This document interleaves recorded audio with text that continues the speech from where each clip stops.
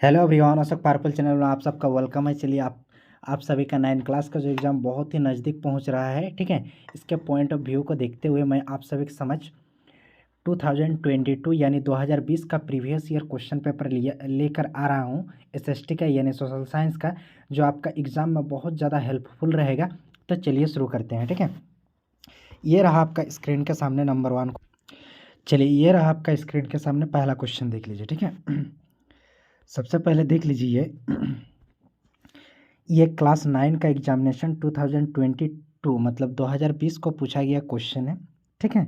और अगर बात करेंगे तो ये पेपर क्या है, सोशल साइंस है यानी एसएसटी का है, ठीक है। चलिए अब आगे इसका बात करते हैं।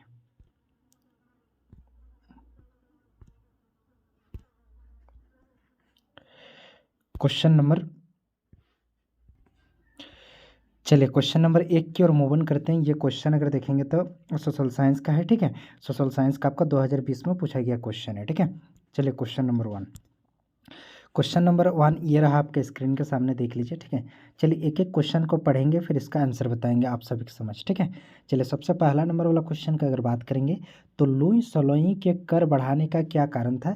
लुई सलोई जो था ये कर बढ़ाता था, तो इसका जो मेन कारण था, अगर मेन कारण के बारे में अगर देखा जाएगा तो ये बार बार युद्ध की मार मतलब बार बार युद्ध होता था, जिसके वजह से ये क्या करता था, अपना कर को बढ़ा देता था, ठीक है। चलिए सेकंड नंबर क्वेश्चन की ओर मूव ऑन करते हैं। और ये रहा आपका स्क्रीन के सामने सेकंड नंबर क्वेश्चन, देख लीजिए।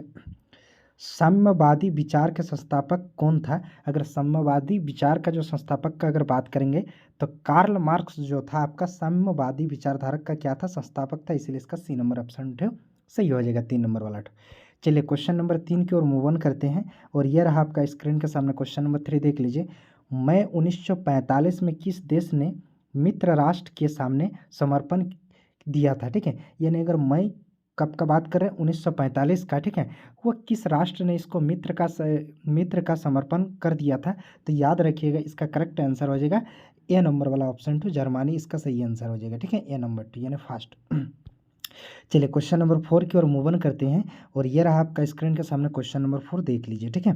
चलिए क्वेश्चन नंबर 4 का अगर बात करेंगे तो क्वेश्चन नंबर 4 क्या है, देखिए आपका स्क्रीन के सामने।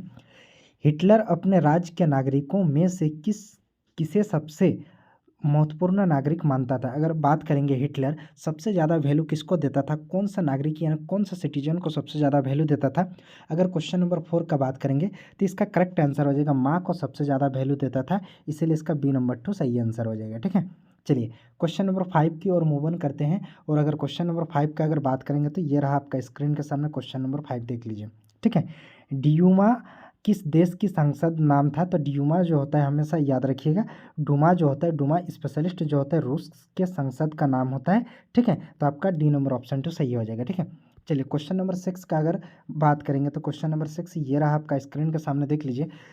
दक्षिण पूर्वी एशिया में झूम या घुमंती खेती को किस नाम से जाना जाता है। दक्षिण पूर्वी एशिया में जो खेती की जाती है झूम की खेती, उसको किस नाम से और जाना जाता है, तो याद रखिएगा चेना के नाम से जाना जाता है। किसके नाम से, चेना के नाम से जाना जाता है। तो ऑप्शन यानी 6 नंबर का डी नंबर 2 आपका करेक्ट आंसर हो जाएगा, ठीक है। चलिए क्वेश्चन नंबर 7 की ओर मूव ऑन करते हैं। और ये रहा आपका स्क्रीन के सामने क्वेश्चन नंबर 7, देख लीजिए, ठीक है।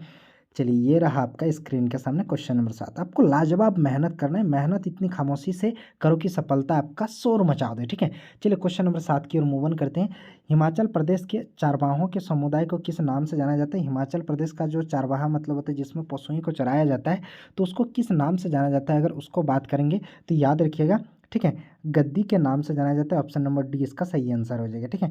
चलिए क्वेश्चन नंबर 8 की ओर मूव ऑन करते हैं। और क्वेश्चन नंबर 8 ये रहा आपका स्क्रीन के सामने, देख लीजिए, ठीक है। क्वेश्चन नंबर 8 का अगर बात करेंगे तो देख लीजिए, सांबोरू नेशनल पार्क किस देश में है स्थित है, मतलब कौन सा देश में सांबारू नेशनल पार्क स्थित है। तो अगर 8 नंबर क्वेश्चन का अगर बात करेंगे तो 8 नंबर वाला क्वेश्चन का आपका केन्या आपका सही आंसर हो जाएगा, या नंबर 2 आपका क्या हो जाएगा, करेक्ट आंसर हो जाएगा, ठीक है। चलिए क्वेश्चन नंबर 9 की ओर मूव ऑन करते हैं। और ये रहा आपका स्क्रीन के सामने क्वेश्चन नंबर 9, देख लीजिए, ठीक है। कृषि क्रांति सबसे पहले किस देश में हुई थी। कृषि का जो क्रांति हुई थी सबसे पहले किस देश में हुआ था, अगर आपका क्वेश्चन में पूछा गया है इसमें, तो इसका करेक्ट आंसर हो जाएगा इंग्लैंड में सबसे पहले कृषि क्रांति हुआ था। तो आपका 3 नंबर ऑप्शन तो सही हो जाएगा, ठीक ठीक है। चलिए क्वेश्चन नंबर 10 की ओर मूव ऑन करते हैं। ये रहा आपका स्क्रीन के सामने क्वेश्चन नंबर 10, देख लीजिए क्वेश्चन नंबर 10 आपसे क्या पूछा जा रहा है। ठीक है। क्वेश्चन नंबर 10 का अगर बात करेंगे तो आईसीसी यानी इंपीरियल क्रिकेट कॉन्फ्रेंस का मुख्यालय कहाँ स्थित है। तो 10 नंबर का अगर बात करेंगे तो 10 नंबर का हमेशा याद रखिएगा, इंपीरियल क्रिकेट कॉन्फ्रेंसिंग का मुख्यालय जो होता है ना, वो हमेशा दुबई में स्थित है। कहाँ पे? दुबई में। ए नंबर वाला ऑप्शन तो आपका 10 का सही आंसर हो जाएगा। ठीक है, चलिए 11 नंबर क्वेश्चन की ओर मूव ऑन करते हैं। और ये रहा आपका स्क्रीन के सामने 11 नंबर वाला क्वेश्चन, देख लीजिए। अंग्रेज जब पहल व्यापार करने भारत आए तो हिंदुस्तानी वस्त्र के रूप में किस प्रकार के वस्त्र को जबरदस्त मांग पूरी दुनिया में थी उस समय। मतलब जब अंग्रेज इंडिया आया था, ठीक है, तो उस समय किस प्रकार का वस्त्र का डिमांड था। तो अगर क्वेश्चन नंबर 11 का बात करेंगे तो याद रखिएगा, सूती वस्त्र का सबसे ज़्यादा उस समय डिमांड था। तो 2 नंबर ऑप्शन तो आपका करेक्ट आंसर हो जाएगा। ठीक है, चलिए क्वेश्चन नंबर 12 की ओर मूव ऑन करते हैं। और ये रहा आपका स्क्रीन के सामने क्वेश्चन नंबर 12, देख लीजिए। ठीक है, क्वेश्चन नंबर 12 आपका क्वेश्चन ये रहा आपका स्क्रीन के सामने, देख लीजिए। इस क्वेश्चन में क्या है, देखिए क्वेश्चन नंबर 12 को रीड करते हैं।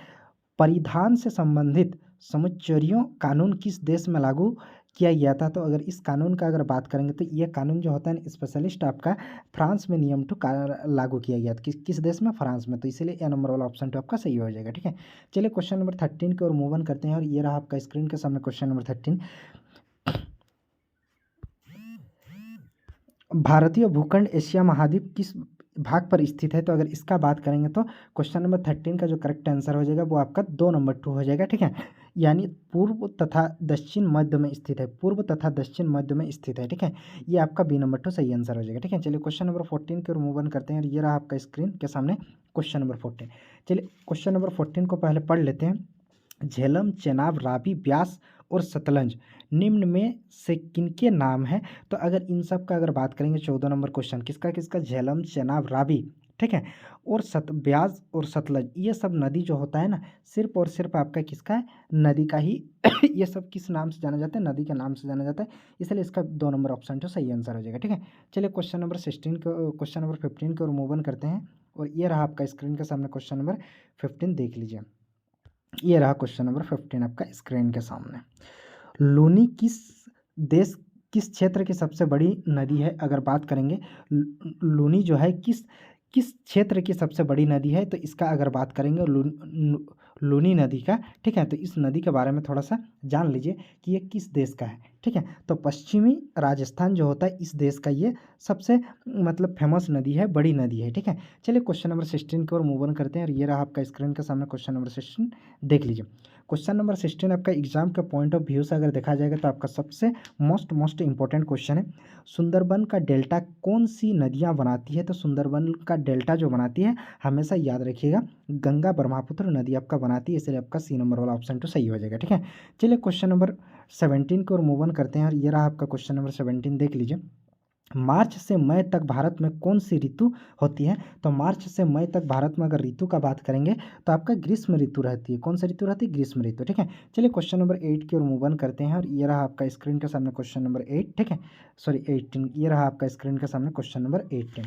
ठीक है, क्वेश्चन नंबर 18 का अगर बात करेंगे तो देखिए, ज़्यादा वर्षा वाले क्षेत्रों में कम वर्षा वाले क्षेत्रों की तुलना में किस प्रकार के वन पाया जाता है। तो अगर इसका बात करेंगे तो याद रखिएगा, सुंदरबन पाया जाता है। कौन सा? सदाबहार वन पाया जाता है, सदाबहार वन। ठीक है, चलिए क्वेश्चन नंबर 19 को मूव ऑन करते हैं। ये रहा आपका स्क्रीन के सामने क्वेश्चन नंबर 19, देख लीजिए। ठीक है, एशियाई शेरों का प्राकृतिक वास स्थल गिर राष्ट्रीय उद्यान भारत के किस राज्य में स्थित है। अगर गिर राष्ट्रीय उद्यान का बात करेंगे तो यह भारत के किस राज्य में स्थित है। तो याद रखिएगा, गुजरात। ठीक है, कहाँ पे? गुजरात में स्थित है। ठीक है, चलिए क्वेश्चन नंबर 20 को मूव ऑन करते हैं। और यह रहा आपका स्क्रीन के सामने क्वेश्चन नंबर 20। ठीक है, क्वेश्चन नंबर 20 क्या है, देखिए, विश्व में जनसंख्या की दृष्टि से भारत का स्थान कितना है। विश्व में जनसंख्या की दृष्टि से भारत का स्थान कौन सा है। तो हमेशा याद रखिएगा, भारत का स्थान क्या है? पहला है। ठीक है, पहला। अभी तो देखिए, पहला आपका ऑप्शन में यानी पहला ऑप्शन अगर बात करेंगे 2020 के डाटा के अकॉर्डिंग तो आपका चीन आएगा। कौन आएगा? चीन आएगा। लेकिन अगर करेंटली बात करेंगे तो करेंटली क्या है आपका, करेंटली अगर बात करेंगे तो इंडिया सबसे टॉप रैंकिंग में है। और भारत आपका 2020 के डाटा के अनुसार देखेंगे तो आपका दूसरा स्थान में था। इसीलिए ए नंबर ऑप्शन तो आपका सही आंसर हो जाएगा। ठीक है, चलिए क्वेश्चन नंबर 21 की ओर मूव ऑन करते हैं। और ये रहा आपका स्क्रीन के सामने क्वेश्चन नंबर 20, देख लीजिए। ठीक है, चलिए क्वेश्चन नंबर 21। ठीक है, इसके पहले कितना तक बताया था हम, देखिए थोड़ा सा देख लेते हैं। ठीक है, यानी ये क्वेश्चन नंबर 20 तक बताया था। ठीक है, चलिए ये क्वेश्चन नंबर 21। क्वेश्चन नंबर 21 का अगर बात करेंगे तो देख लीजिए क्वेश्चन नंबर 21 क्या है। भारत सरकार ने किस वर्ष में परिवार नियोजन के लिए राष्ट्रीय कार्यक्रम शुरू किया गया था। अगर 21 नंबर वाला क्वेश्चन के बारे में बात करेंगे तो ये 1952 को शुरू किया गया था, 1952 ईस्वी को शुरू किया गया था। ठीक है, चलिए क्वेश्चन नंबर 22 की ओर मूव ऑन करते हैं और ये रहा आपका स्क्रीन के सामने क्वेश्चन नंबर 22। भारत का कौन सा राज्य 3 तरफ से बांग्लादेश से घिरा हुआ है। तो अगर क्वेश्चन नंबर 22 को बात करेंगे तो त्रिपुरा तीनों तरफ से घिरा हुआ है। ठीक है, चलिए क्वेश्चन नंबर 23 को मूव ऑन करते हैं और ये रहा आपका स्क्रीन के सामने क्वेश्चन नंबर 23। देखिए संयुक्त राष्ट्र के सदस्य देशों की संख्या कितनी है। तो अगर संयुक्त राष्ट्र सदस्य के देशों की संख्या का अगर बात करेंगे तो अगर देखिए ये देश की संख्या जो है कुछ ये आपका है 23 नंबर वाला क्वेश्चन के बारे में अगर बात करेंगे तो ये टोटल आपका 192 है। कितना 192 आपका ये नंबर तो सही आंसर हो जाएगा। ठीक है, चलिए नेक्स्ट क्वेश्चन की ओर मूव ऑन करते हैं और ये रहा आपका स्क्रीन के सामने 24 नंबर वाला क्वेश्चन। ठीक है, 24 नंबर वाला क्वेश्चन अगर बात करेंगे तो देख लीजिए 24 नंबर वाला क्वेश्चन आपसे क्या पूछा जा रहा। ठीक है, चलिए इसको थोड़ा सा जूम कर लेते हैं। ठीक है, चलिए 24 नंबर वाला क्वेश्चन देखिए, इसको थोड़ा सा मिटा देते हैं, लाइन तो खींचिए। चलिए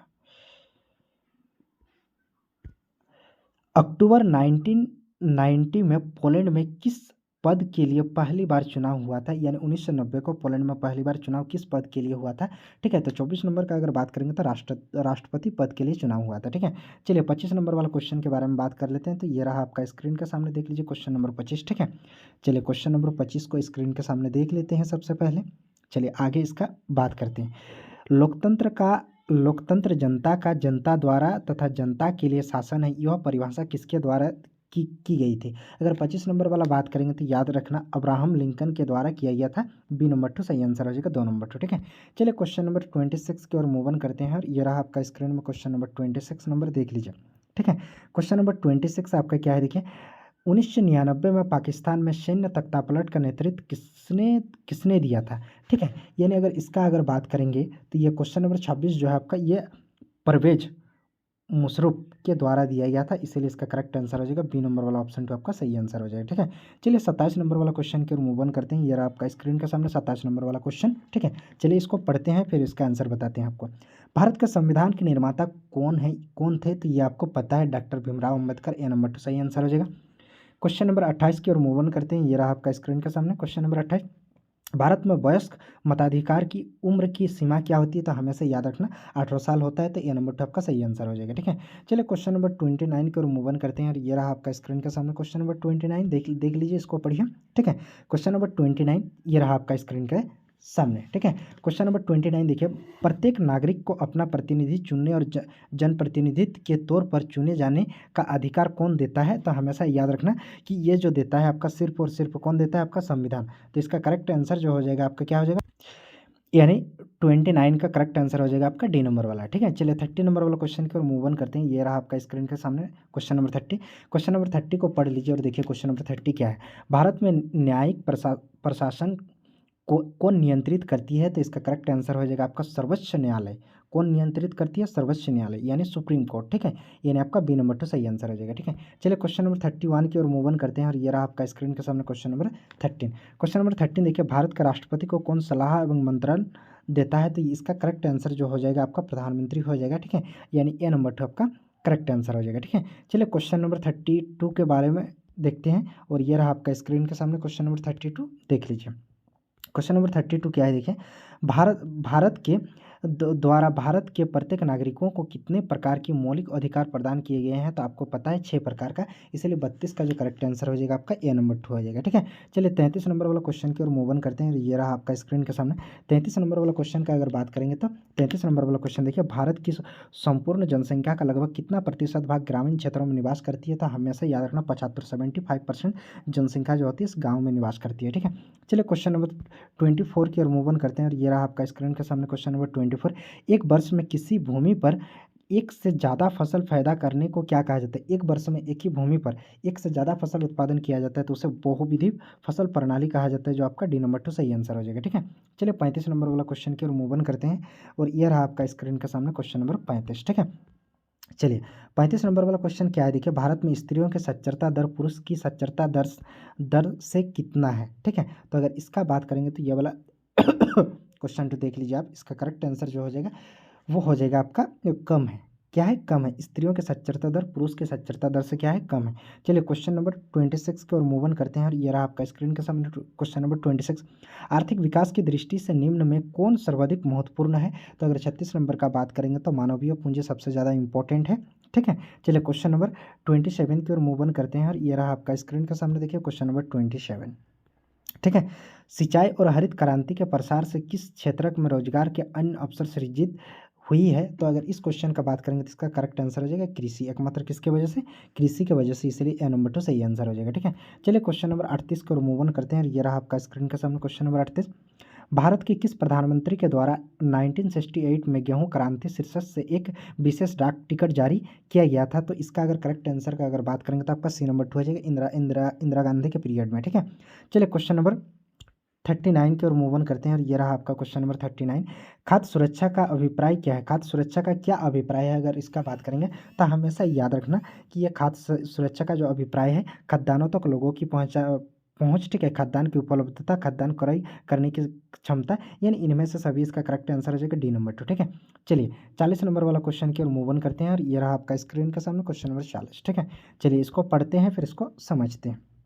क्वेश्चन नंबर 40 क्या है, देखिए आपका क्वेश्चन नंबर 40 का अगर बात करेंगे तो देख लीजिए, अकाल के दौरान बड़े पैमाने पर क्या होता है? अगर अकाल हो जाता है तो उस पैमाने में क्या होता है? बच्चों का जन्म होता है, लोगों का विवाह होता है, अधिक वर्षा होती, अधिक लोगों की मृत्यु होती है। मतलब जैसे अकाल होती है, अकाल का मतलब क्या होता है?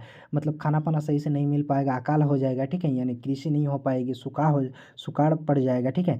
तो उस सिचुएशन में क्या होता है? अधिक लोगों की मृत्यु हो जाती है, ठीक है, इसलिए इसका करेक्ट आंसर हो जाएगा डी नंबर 2। आप कमेंट करके बताइए कि ये 40 क्वेश्चन में आपका कितना सही हुआ, कितना नंबर आप लाएँ। चलिए नेक्स्ट क्वेश्चन लेके आते हैं, तब तक के लिए जय हिंद, मिलते हैं नेक्स्ट क्वेश्चन में।